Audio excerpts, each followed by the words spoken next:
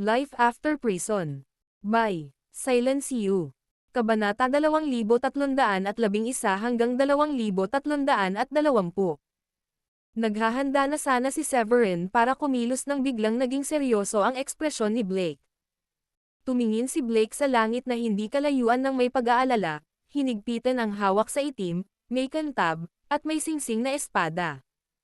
Isang mahinang enerhiya ng espada ang lumabas mula sa kumikinang na talam, na humahampas sa nakapalibot na espasyo at binaluktot ang kawalan. Nang maramdamang may mali, itinago ni Severin ang kanyang figure sa loob ng kawalan. Nanatiling mausisa siya sa kung ano ang napansin ni Blake, at tila alerto naman ang huli. Sinundan ang tingin ni Blake, sumulyap si Severin at nakita ang isang guhit ng liwanag na mabilis na papalapit mula sa 12-dosenang milya ang layo, parang bulalakaw. Sa loob ng liwanag ay isang pamilyar na figure. Carl. Nagulat siyang naisip. Simula nang madaanan nila ng iba ang wormhole, agad silang naghiwalay at wala ng komunikasyon sa isa't isa. Bihira na makatagpo ng pamilyar na mukha ang isang tao sa loob ng isang lugar na kasing lawak ng Starry Sky Battle Space, at hindi inaasahan ni Severin na makakasalubong niya si Carl ng ganito kaga. Ang medyo nag-aalalang ekspresyon ni Carl ang nagtulak kay Severin na isipin na malamang na tina-target ni Carl ang metal euro sa meteorite belt. Pagkatapos ay lumingon si Severin kay Blake. Pinaigting ng dalawa ang kanilang mga aura, handang umatake anumang oras. Ngumisi si Severin sa sarili at naisip. Ito ay isang senyales na itinuturing ng mga Menzi si Carl bilang kanilang kaaway. Matapos ang mas malalim na pagninilay, naging makatuwiran para kay Blake na ituring si Carl bilang isang kaaway. Sina Blake at ang disipulong kasama niya ay parehong nakatingin sa metal na euro sa meteorite belt, na pinaglalaban din ni Elren, ang ika-9 na prinsipe ng Great Flare. Ang espiritual na enerhiya ng dalawa ay lubhang nabawasan, kaya ang biglaang paglitaw ni Carl ay natural lamang na nagpakilabot sa kanila. Napatawa si Severin mula sa dilim, pakiramdam niya ay perpekto ang isang pakete ng popcorn sa sandaling iyon. Sa di kalayuan ilang dosenang milya ang layo, mabilis na tumakbo si Carl patungo sa meteorite belt na may nag-aalalang ekspresyon sa kanyang mukha.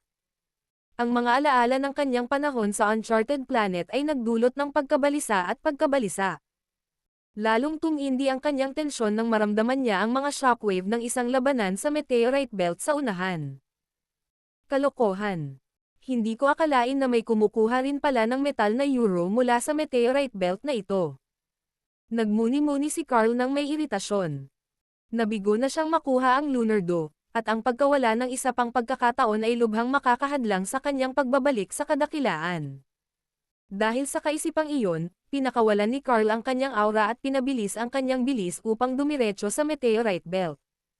Gayunpaman, habang papalapit siya, hindi inaasahang tinamaan si Carl ng 1,000 talampakang itim na liwanag ng espada. Ang matalas na liwanag ay pumutol sa tela ng espasyo sa isang itim na linya, pinuputol ang kawalan at nagdulot ng bug zone ng elemental na enerhiya. Ang sorpresang pagsalakay ay nagpakipot sa mga mata ni Carl, at mabilis niyang kinuha ang isang maliit na kaldero at inilagay ito sa itaas ng kanyang ulo. Ang kaldero ay isang dekalidad na espiritual na kayamanan para sa pagtatanggol. Isang malakas na pagsabog ang sumunod, at lumabas si Carl mula sa apoy na may hindi nasisiyahang ekspresyon. Ang kanyang ekspresyon ay naging malungkot at nakakatakot habang malamig siyang sumisigaw.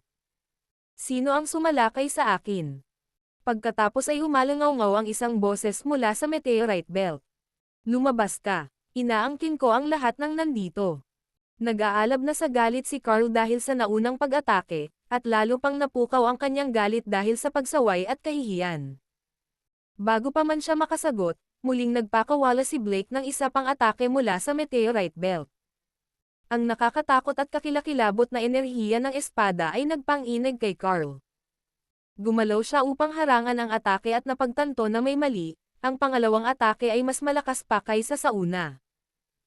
Muntik na siyang masugatan ng 2 atake, at nagawa niyang maiwasan ang agarang pagdanak ng dugo dahil sa kanyang lakas at nakaraang karanasan sa pakikipaglaban. Samantala, namula ang mukha ni Blake mula sa loob ng meteorite belt. Tinitigan niya si Carl nang may balak na pumatay habang sumugod si Carl. Pagkatapos ay tumango si Blake sa kanyang kasama, si Zib, at nagutos. Harapin natin siya at hatiin natin ng pantay ang metal na euro sa ating mga sarili. Tumugon si Zib ng may determinadong pagtango. Huwag kang mag-alala. Ang isang perpektong level 1 Paragon na tulad niya ang humihingi niyan kahit na ganoon ang ipinakita niyang kawalang galang sa pamilya natin. Inilabas ni Zib ang kanyang aura ng isang perpektong antas ng level 4 Paragon, na lumikha ng isang matayog na presensya na umalinggonga sa kawalan. Pagkatapos ay inilunsad niya ang kanyang sarili patungo kay Carl, na nabigla sa sitwasyon dahil sa takot at galit na bumabalot pa rin sa kanya. Sa sandaling nakuha niya ang malinaw na kahulugan ng aura ni Zib, si Carl ay labis na nabigla. Isang perpektong antas ng level 4 Paragon. Bulalas ni Carl. Nakilala niya ang kasuotan ni Zib kanina dahil may simbolo ito ng pamilyang Menzi sa dibdib. Biglang nanlamig si Carl nang sa wakas ay mapagtanto niya ang bigat ng sitwasyon. Sinubukan ni Carl na makipag-usap sa kanila at nauutol na nagsalita. Teka. Hindi pagkakaunawaan lang ang lahat ng ito. Walang pakialam si Zib sa mga pakiusap na iyon. Umakyat siya, iwinagayway ang isang gininto ang sibat, at sinugod si Carl ng may brutal na lakas. Dumura si Carl ng dugo habang ang suntok ay nagpalipad sa kanya ng ilang dosenang talampakan ang layo. Matapos magpumilit na patatagin ang sarili, ikinalungkot ni Carl ang kanyang malas sa pakikipagtagpo sa isang disipulo ng Menzi. Ang mga Menzi ay isa sa 8 dakilang pamilya ng East Plain, at ipinagmamalaki nila ang mga disipulo na may kahangahangang mga tagumpay na maihahambing sa ilang sagradong lupain. Dagdag pa sa kalagayan ni Carl ang nakahihigit na tagumpay na mayroon ang 2 pang disipulo ni Menzi. Isang perpektong level 4 Paragon at isang level 5 Paragon ang nakalaban ni Carl, na ang kasalukuyang lakas ay nasa level 1 Paragon lamang. Sa kabila ng kanyang nakaraang karanasan at husay sa pakikipaglaban, ang kanyang pangkalahatang lakas ay mas mababa pa rin kaysa sa level 3 Paragon. Napagtanto ang malaking posibilidad na mapapasa kanya, tumalikod si Carl at sinubukang tumakas ng walang pag-aalinlangan.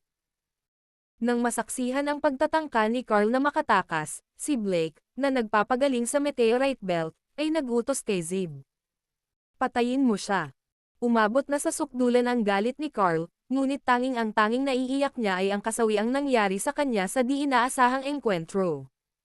Sa halip na magtagpo ang landas nila ni Severin, hinarap niya ang mga Menzi, na walang pag-aatubili na tangkaing patayin siya ng walang anumang dahilan. Matapos matanggap ang utos ni Blake, ngumisi si Zib kay Carl, na desperadong sinusubukang makawala para dito. Hindi kita papatulan kung hindi ka tatakas. Nakangising naisip ni Carl sa sarili. Hindi ito maaaring mangyari. Napuno ng pagkabalisa ang kanyang puso habang mabilis niyang sinusubukang magpaliwanag. Tumigil ka. Hindi pagkakaunawaan lang ang lahat. Ngumisi si Zib bilang tugon. Wala akong pakialam doon. Hindi mo nirespeto ang pamilya ko, kaya wala kang dahilan para iligtas ang buhay mo. Napakahalaga na mapanatili ang sikreto ng lokasyon ng metal na euro. Dahil kakataboy lang kay Elren, hindi kayang bitawan ni Zib at Blake si Carl at ipagsapalaran ang pag-akit ng mas maraming kababalaghan sa kayamanan. Mabilis na tumakbo si Zib ng may determinasyon at ginamit ang kanyang perpektong level 4 Paragon. Hinabol niya agad si Carl, at iniunat ang kanyang kamay upang bumuo ng isang kuko na sumunggab kay Carl sa kalagitnaan ng paglipad. Isang itim na liwanag ang lumabas mula sa mga daliri ni Zib, na bumihag kay Carl sa loob. Tila kumakatok na ang kamatayan, at lalong nabalisa si Carl habang sumisigaw. Hindi pagkakaunawaan ito, kaibigan. Sumpaman. Bago pa siya matapos, muling bumaba ang gininto ang sibat ni Zib, nagpakawala ng isang sinag ng sibat na hugis gasuklay na umaagos ng may nakamamatay na hangarin. Dahil sa gulat, itinaas ni Carl ang isang maliit na kaldero sa itaas ng kanyang ulo upang bumuo ng isang pananggalang na kalasag. Ang hugis gasuklay na liwanag ay bumangga sa pananggalang na kalasag at nabasag ang maliit na kaldero. Naramdaman ni Carl ang natitirang epekto kasunod ng pagkawasak ng kanyang nagtatanggol na espiritual na kayamanan, at samuka ng dugo kasabay ng paghina ng kanyang aura.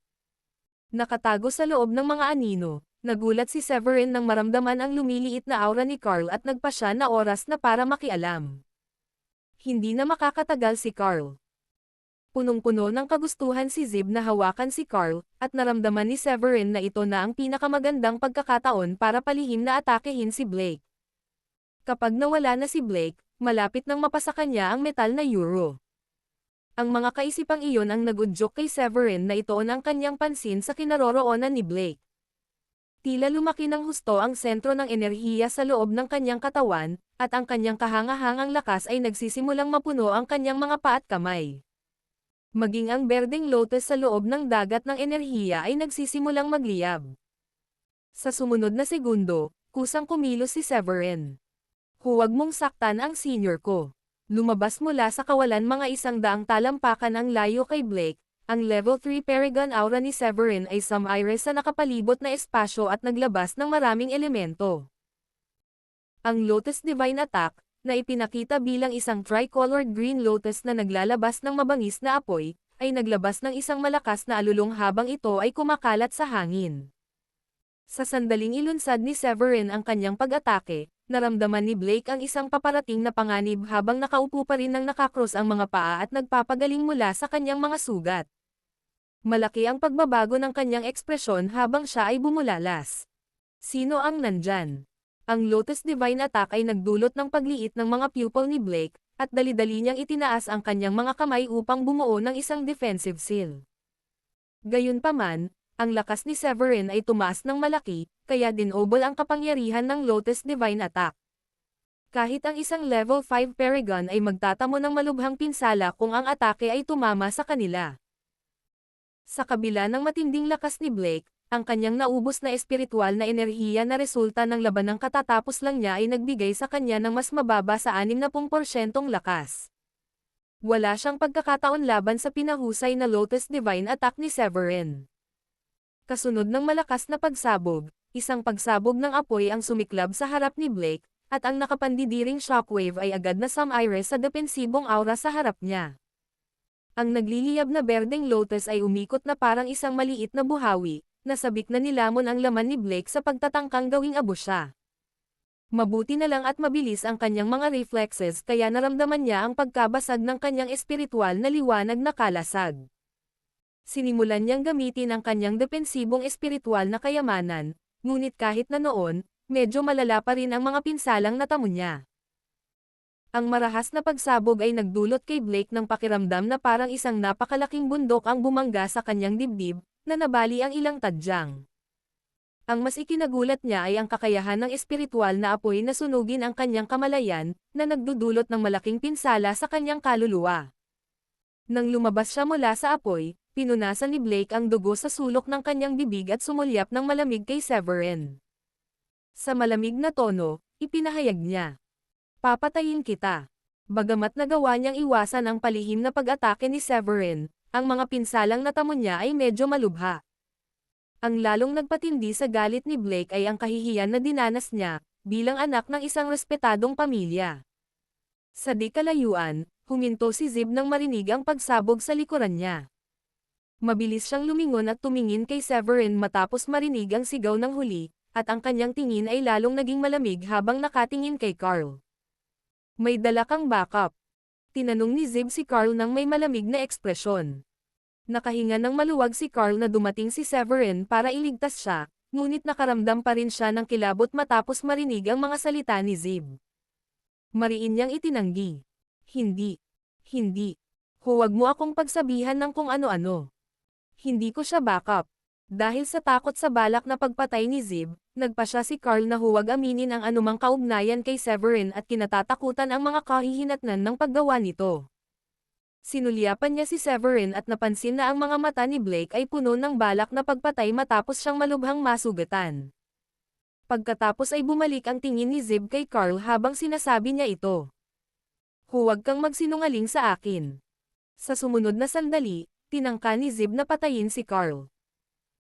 Samantala, sa loob ng meteorite belt, si Blake ay nagsuot ng malungkot at nakakatakot na ekspresyon habang hawak ang kanyang itim na broadsword na may singsing na hawakan. Ngumisi siya kay Severin at nagsalita. Hindi ko inakalang ang isang level 3 Paragon na tulad mo ay palihim na aatake sa akin.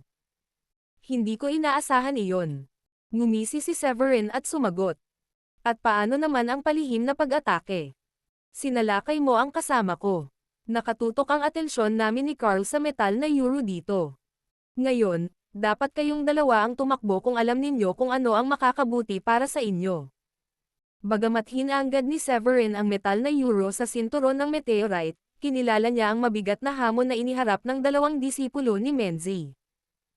Ang kanyang pagkana ay isisi kay Carl at pagkatapos ay tingnan kung ano ang mangyayari pagkatapos noon. Gaya ng inaasahan, sumabog ang galit at pagkadismaya ni Carl matapos marinig ang mga salita ni Severin. Nahuli siya ng pagkana ni Severin. Wala siyang magiging problema sa pakikipagtulungan kay Severin sa ilalim ng normal na mga pangyayari, ngunit pinalala ni Severin ang sugat sa pamamagitan ng pagbanggit sa kanyang pangalan kahit na malinaw na nasa kawalan siya dahil sa malubhang pinsala. Si Carl ang natama ng bagbog, habang si Severin ang umani ng lahat ng benepisyo. Napuno ng galit si Carl habang pinag-iisipan ang sitwasyon habang hinahabol at kino-corner. Labis siyang namangha sa katapangan ni Severin. Isinumpa niya ang sarili niyang kamalasan at pinagalitan ang sarili dahil sa bulag na pagsunod kay Severin papasok sa meteorite belt. Bago pa man tuluyang matanggap ni Carl ang kanyang galit, sumunod si Zib sa likuran niya at ngumisi. Hahaha. At sinabi mong hindi ka bahagi ng grupo niya. Ang gininto ang sibat ni Zib ay nagpakawala ng isang kakilakilabot na aura na nakadirekta mismo kay Carl. Sa kanyang pananaw, hindi maaaring nagkataon lamang na lumitaw si Carl pagkatapos itaboy ni Blake si Elren, o na inatake ni Severin si Blake nang mabihag ni Zib si Carl. Galit na galit si Carl. Wala siyang oras para magpaliwanag, dahil papalapit na si Zib para sa pagpatay. Ang kakilakilabot na liwanag ng sibat ay sumilay, binasag ang kawalan at ginuho ang mga meteorite. Sa kabila ng mayamang karanasan sa pakikipaglaban ni Carl at ang kayamanan ng mga banal na pamamaraan na taglay niya bilang isang reincarnated Royal Paragon, ang agwat sa pagitan ng isang level 1 Paragon at isang level 4 Paragon ay napatunayang napakahirap malampasan. Sa loob ng meteorite belt, dumilim ang mukha ni Blake nang marinig ang mga salita ni Severin. Bilang young master ng isa sa 8 aristokratikong pamilya ng East Plain, nakaramdam si Blake ng matinding galit sa katapangan ng isang level 3 Paragon lamang. Kahit ang mga sagradong disipulo ng mga sagradong lupain ay hindi maglalakas loob na kumilos ng ganoon sa kanya. Habang hinihigpitan niya ang kapit sa itim at kumikinang na espada, ngumisi siya kay Severin at sumumpa. Sige. Malalaman mo rin ang kahihinatnan ng pagkakasala sa pamilya ko. Pinakawalan ni Blake ang kanyang kakilakilabot na level 5 Paragon aura, binaluktot ang kawalan at nagdulot ng mga bitik na nagbuga ng elemental energy. Sa harap ng pressure mula sa aura ni Blake, nanatiling hindi natitinag si Severin at casual na ikinumpas ang kanyang kamay upang paalisan ang nagbabantang aura. Kalmadong ipinahayag ni Severin. Akin ang metal na euro na ito. Nagalit si Blake sa kalmadong kilos ni Severin. Nakagamit na siya ng napakalaking espiritual na kapangyarihan noong nakikipaglaban siya kay Elren Gildan, ang ika-9 na prinsipe ng Great Flare. Gayunpaman, isa pa rin siyang level 5 Paragon, at sa palagay niya ay napakadaling kalabanan ang isang level 3 Paragon. Tiwala sa kanyang kakayahan, panguuyam niya. Ang lakas ng loob mong hamanin ako. Papatayin kita. Pagkatapos ay iwi na siwas ni Blake ang kanyang itim na espada at nagpakawala ng isang mabilis na hiwa patungo kay Severin. Ang hiwa ay humiwa sa hangin at mabilis na papalapit kay Severin. Pagkatapos ay lumipad si Severin patungo sa kawalan, at ang kanyang green shield ay lumawak upang bumuo ng isang harang na kasing laki ng burol na naglalabas ng isang pagsabog ng berdeng ilaw. Ang liwanag ng kalasag ay lumaban sa paparating na espada ni Blake. Bagamat nabawasan na ang lakas ni Blake sa 60% ng kanyang tugatog, ang kanyang atake ay mas malakas pa rin kaysa sa isang ordinaryong level 3 Paragon. Bagamat nagamit ni Severin ang Green Shield upang lumaban, ang impact ay nakapagtulak sa kanya pabalik ng 12 hakbang. Mabuti na lang at natiis ito ni Severin dahil sa tibay ng superior grade spiritual treasure na lalong pinatibay ng kanyang matibay na pundasyon. Ang kadalian ng pagtitiis ni Severin sa pagsalakay ay nagdulot ng pagkunot ng noo mula kay Blake. Isang nakamamatay na kislap ang lumitaw sa kanyang mga mata habang malamig niyang sinabi. Ito ba na may mataas na kalidad na depensang espiritual na kayamanan ang siyang tunay mong kahanga-hanga? Kapansin-pansin na ang isang level 3 Paragon tulad ni Severin ay nagtataglay ng ganitong espiritual na kayamanan, lalo na ang isang depensiba. Marami sa mga level 4 at level 5 Paragon ay hindi kinakailangang magyabang ng ganitong bagay. Bihira ang mga dekalidad na espiritual na kayamanan para sa pagtatanggol, kadalasan ay nakalaan ang mga ito para sa mga piling tao mula sa mga pangunahing pamilya, mga sagradong disipulo ng mga sagradong lupain, o mga elder na may mataas na antas ng tagumpay. Ito ay dahil sa mga kakayahang pangproteksyon na kayang ibigay ng ganitong kayamanan sa panahon ng pangangailangan. Bagamat nagulat si Blake na makukuha ni Severin ang ganitong bagay kahit na mas mababa ang antas niya kaysa kay Zib, hindi niya ito masyadong binigyang diin. Sa East Plain, ang mga Menzi ay isang iginagalang na lahi na umiral ng 10,000 taon. Ang lalim ng kanilang pundasyon ay lampas sa imahinasyon ng mga ordinaryong tao. Ang mga disipulo na may mas mataas na antas ng tagumpay kaysa sa level 3 Paragon ay karaniwang nakakakuha ng mga depensiba na espiritual na kayamanan para sa mataas na kalidad. Matapos magpakawala ng isang ngiti, si Blake ay naging isang guhit ng liwanag na diretsyong sumugod patungo kay Severin. Ang kanyang broadsword ay naglalabas ng isang madilim na liwanag sa kanyang kamay, at ang kutsilyo ay tila sapat na malakas upang madaling hiwain ang anumang materyal. Sa sobrang bilis, ang tilapon ng hiwa ay mabilis na sumusulpot patungo kay Severin na parang isang kometa. Isang nakamamatay na hangarin ang pinakawalan, at tila naganyong materyal habang lumilikha ito ng isang matinis na tunog sa nakapalibot na espasyo. Ang espada ay napakatalas kaya't tumagos ito sa green shield sa loob ng ilang sandali. Hindi nabawasan ang puwersa nito habang patuloy itong naglalakad patungo kay Severin. Si Blake ay mayabang na ngumiti habang inaasahan niyang matatalo si Severin, ngunit agad na tumigil ang ngiting iyon nang mahinahong iniunat ni Severin ang kanyang braso upang harangan ang espada. Ang kanyang matipunong pangangatawan ay walang kahirap-hirap na nilaban ang puwersa ng espada, na nabasag ito sa maliliit na piraso. Ang pisikal na lakas ni Severin ay nag-iwan kay Blake ng pagkamangha, dahil ito ay napakalakas. Ang nabasag na espada ay nag-iwan sa kanya ng pagkalito, at siya ay nauutal. Hindi posible yan. Paano mo nagagawang sirain ang isang mataas na uri ng espiritual na kayamanan gamit lang ang iyong pisikal na puwersa? Namanhid ang anit ni Blake, at ang pagkabigla ay umalangaw kahit sa kaibuturan ng kanyang kaluluwa. Alam niya ang napakalaking lakas na kinakailangan upang basagin ang isang superior grade na espiritual na kayamanan gamit ang purong pisikal na puwersa, gaya ng kahit ang kay Northsea ang mga barbaro ay mangangailangan ng lakas na katumbas ng level 7 at o level 8 human paragons para makamit ang ganitong pagkawasak. Gayunpaman, si Severin, isang level 3 paragon lamang, ay kayang magpakita ng ganitong takot. Hindi maisip ni Blake kung paano naging ganito kalakas ang pisikal na husay ng isang tao, lalo na sa harap ng isang espiritual na kayamanan. Bilang tugon sa gulat na ekspresyon ni Blake, sabi ni Severin. Walang imposible.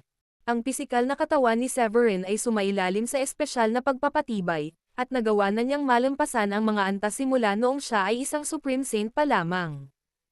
Gamit ang aklat ng tunay na kaliwanagan ng Void at ang mga pagsasanay na nakuha niya mula sa mga guho ng Wildfire, kalaunan ay nakapagtuon siya sa paghahasa ng kapangyarihan ng enerhiya at dugo.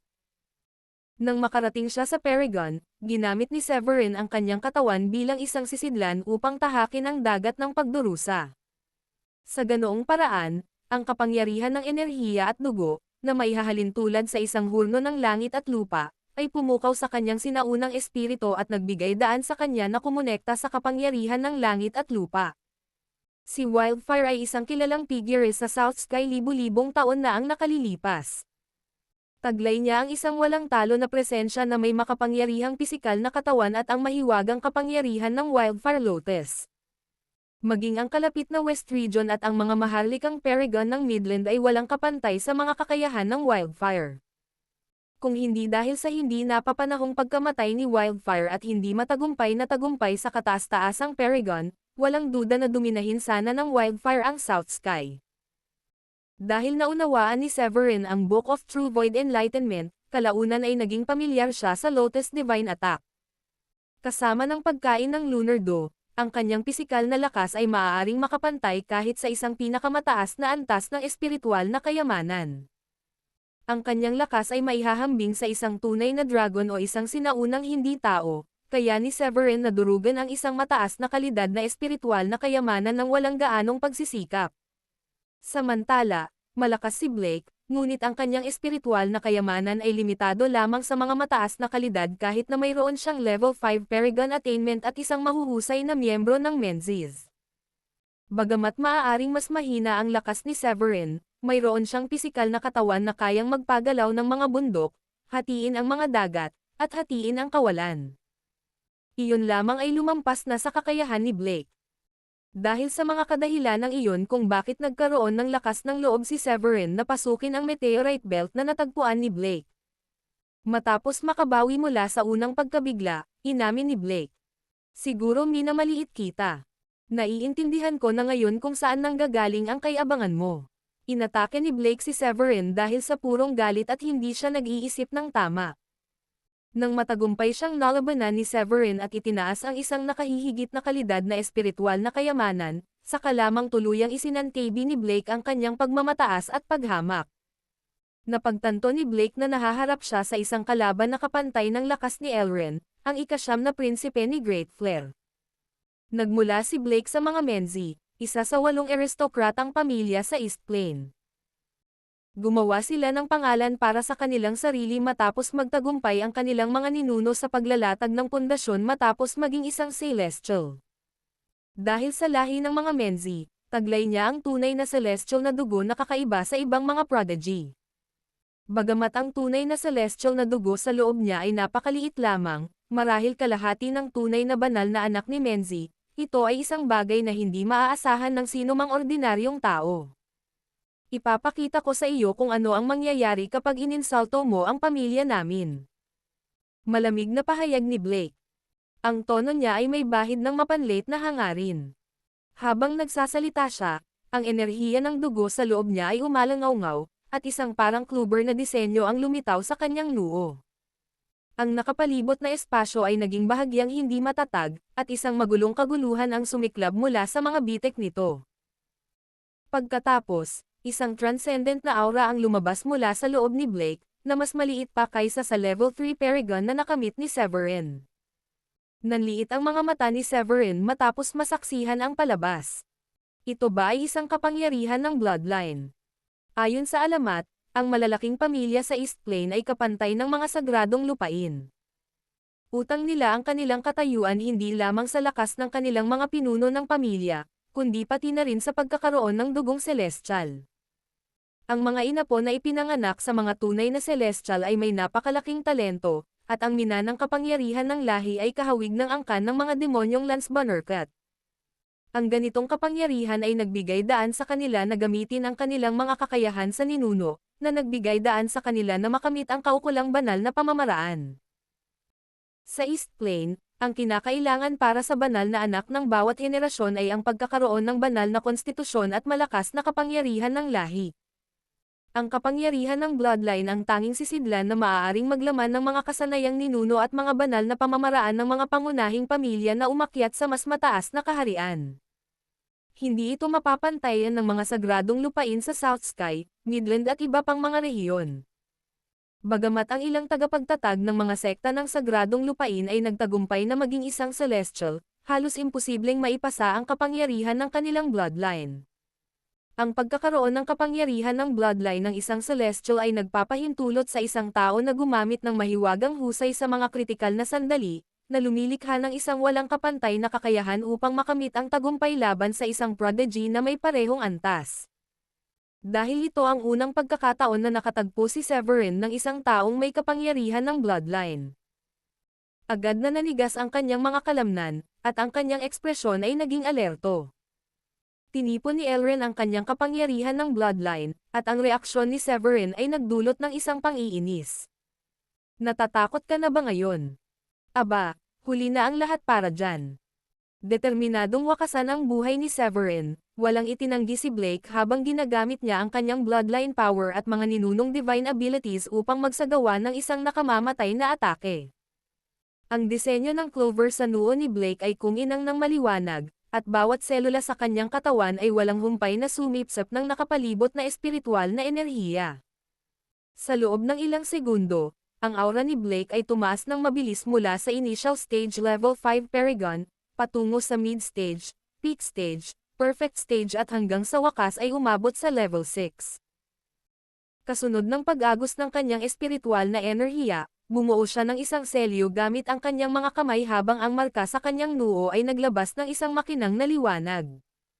Nang sumunod na segundo, isang nakasisilaw na sinag ang lumabas mula sa kanyang noo, na nagwasak sa lahat ng nasa daanan nito. Ang mabilis na pagsalakay ay tila may taglay na kapangyarihan ng langit at lupa, at lahat, maging ito ay ang kawalan o ang mga meteorite, ay naging alikabok dahil sa sinag. Kahit ang mabigat at magulong spatial crack ay tila banayad kung ikukumpara habang ang sinag ay pumupunit sa mismong tela ng espasyo sa paligid nito. Hindi nang ahas si Severin na maliitin ang papalapit na sinag. Agad niyang tinawag ang Sky Soil Zenith mula sa kanyang energy center. Sa paglitaw ng superior quality spiritual treasure, ang kapangyarihan ng langit at lupa ay patuloy na nasisipsip. Bumuhos ang enerhiya ng langit at lupa sa Sky Soil Zenith, at nagawa nitong pigilan ang warping space bukod pa sa pagpigil sa pag-ikot ng elemental energy. Gumawa si Severin ng mga selyo gamit ang kanyang mga kamay, at ang Sky Soil Zenith ay sumikat na parang araw habang ito ay sumisikat sa himpapawid at naghanda para sa impact ng spiritual beam ni Blake. Sa loob ng isang bahagi ng segundo, ang sinag ay nakarating na sa kinaroroonan ni Severin. Sa isang iglap, ang mga bituin na ilang libong milya ang layo ay tila lumabo habang ang isang kinang na mas malakas kaysa sa 100,000 araw ay pumuno sa lugar ng isang liwanag na umaabot ng maraming milya. Isang marahas na pagsabog ang sumunod, na pumutol sa espasyo at lumikha ng isang malaking kawalan. Ang shockwave ay nagpabagsak kina Zib at Carl, na nagdulot ng malubhang pinsala sa kanila. Sa epic enter ng pagsabog, nawalan ng kulay ang mukha ni Blake. Sa kabaligtaran, si Severin ay protektado ng Sky Soil Zenith. Ang tanging natamo niya ay kaunting dugo sa sulok ng kanyang bibig at napakaliit na paghina ng kanyang spiritual energy. Nang makita ang palabas, labis na nalungkot si Blake habang labag sa loob niyang nakatitig sa Sky Soil Zenith. Ito ay isa itong kayamanang espiritual na may pinakamataas na kalidad. Hindi kailanman inakalang si Blake ay maaaring magtaglay ng ganito kalaking espiritual na kayamanan. Tanging mga Royal Paragon lamang ang makakagamit ng isang elite quality na espiritual na kayamanan. Kahit na siya ay supling ng mga Menzi, hindi pa siya nakakakuha ng isang elite quality na espiritual na kayamanan at umaasa pa rin sa mga elite quality na kayamanan. Hindi masabi ang pagkamangha ni Blake, nanlaki ang kanyang mga mata, at baka sa kanyang mukha ang gulat. Isang elite quality spiritual treasure ang nagbigay ng kahangahangang husay sa pakikipaglaban sa mga Paragon. Bagamat si Blake ay isang level 5 Paragon na kayang iangat ang kanyang spiritual energy sa level 6 matapos ay activate ang kanyang celestial bloodline, ang palitan ng suntok nila ni Severin ay nagpakita ng hindi inaasahang lakas, matipunong pangangatawan, at pagkakaroon ng elite quality spiritual treasure. Nang hina dahil sa kanyang nakaraang laban kay Elrin, kinailangan ni Blake na harapin si Severin at ang elite quality spiritual treasure. Ang opsyon na umatras ay tila isang makatwirang posibilidad sa puso ni Blake. Sinimulan niyang isipin ang pagkakakilanlan ni Severin at tanungin kung ang huli ay nagmula sa isang sagradong lupain. Samantala, sa gilid ng meteorite belt, kakagaling lang ni Zib at Carl mula sa shockwave nang masaksihan nila si Severin na ligtas sa pinagmumulan ng pagsabog. Nanliit ang mga mata ni Zib sa hindi makapaniwala. Isang kayamanang espiritual na may pinakamataas na kalidad. Bulalas niya, na sinasalamin ang pagkabigla ni Blake. Ang mga Menzi ay nagbibigay lamang ng mga elite quality spiritual treasures sa mga nasa level 7 o level 8 Paragon. Hindi niya maiwasang magtaka kung sino nga ba talaga si Severin. Nang mapagtanto na nakataya ang kaligtasan ni Blake, Iniwan ni Zib si Carl at bumalik sa tabi ni Blake. Nagpadala siya ng mensahe kay Blake, at nagtanong. Ayos ka lang ba? Seryosong tugon ni Blake. Wala naman itong seryosong bagay. Sa panahon ng labanan, winasak ng shockwave mula sa labanan ang kawalan, ngunit nakayanan ni Blake ang mga epekto nito sa pamamagitan ng pagpapagana ng kanyang bloodline power. Gayunpaman, nagsimulang lumitaw ang mga bunga ng paggamit ng kapangyarihang iyon, at humihina na ang espiritual na enerhiya ng kanyang katawan. Hindi niya alam kung maiiwasan niya ang panganib kung magpapatuloy siya sa pakikipaglaban, lalo na't si Severin ay mayroong isang elite quality spiritual treasure. Sa labas ng meteorite belt, sa wakas ay nakahinga ng maluwag si Carl nang itigil ni Zib ang pagtatangkang patayin siya. Pinunasan niya ang malamig na pawis at pinagmasdan ang tensyonadong labanan sa hindi kalayuan. Tila nasa isang stalemate si Severin sa mga Menzi, at alam ni Carl na wala siyang pagkakataon kung makikialam siya. Ang pagtagal pa ay malamang na mapanganib, kaya't nagmura siya ng mahina. Teka lang, Severin. Papatayin din kita sa huli. Lahat ng ito ay dahil naramdaman niya ang aura ni Severin at nagpas siyang sundan si Severin matapos matuklasan na wala ng Lunardo. Hindi sana siya sasali sa labanan at makakaharap ang isa sa mga prodigy ng Menzies sa labanan kung hindi niya sinundan si Severin sa meteorite belt. Natalo na si Carl ni Severin noong SEC tournament, at ang mga pinsalang natamo niya ay naging sanhi ng paghina ng kanyang natamo at lifespan. Bilang resulta, ang kanyang attainment ay umabot lamang sa level 1 Paragon. Nakaligtas lamang si Carl laban sa isang perpektong level 4 Paragon na tulad ni Zib sa pamamagitan ng paggamit ng kanyang malawak na karanasan mula sa pakikipaglaban sa mga Royal Paragon sa kanyang nakaraang buhay. Dahil dito, nalampasan niya ang mga hangganan ng kaligtasan. Kahit na mapalad siya sa muntik ng makatakas sa kamatayan, nagtamo pa rin si Carl ng malubhang pinsala.